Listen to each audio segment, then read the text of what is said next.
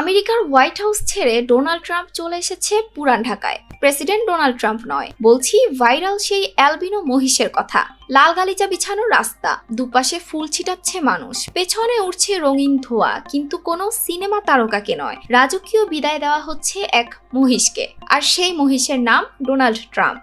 দেশ জুড়ে ভাইরাল হওয়া গোলাপি আভার বিরল অ্যালবিনো মহিষ ডোনাল্ড ট্রাম্প অবশেষে বিক্রি হয়েছে। 3,85,000 টাকায় বিক্রি হওয়া 700 কেজি ওজনের এই মহিষটিকে কোরবানির জন্য নিয়ে যাওয়া হয়েছে পুরান ঢাকায়। রাজশাহীর রাবেয়া অ্যাগ্রো ফার্ম জানায়, প্রায় 10 মাস আগে সিটি হাট থেকে কেনা হয়েছিল বিরল প্রজাতির এই মহিষটি। মহিষটির মাথার চুলের স্টাইল অনেকটা যুক্তরাষ্ট্রের প্রেসিডেন্ট ডোনাল্ড ট্রাম্পের মতো হওয়ায় মজার ছলে এর নাম রাখা হয় ডোনাল্ড ট্রাম্প। এরপর সামাজিক যোগাযোগ মাধ্যমে ছবি ও ভিডিও ভাইরাল হতেই আন্তর্জাতিক গণমাধ্যমেও শুরু হয় আলোচনা।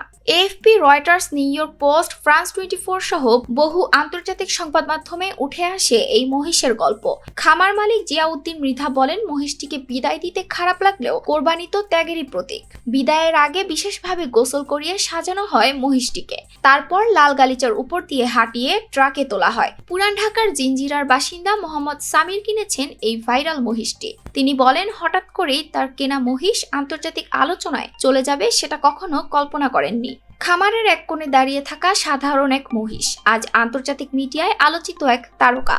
ডোনাল্ড ট্রাম্পের এই বিদায় যেন বাস্তবের মধ্যেই এক সিনেমার দৃশ্য। ETS Bangla desk report.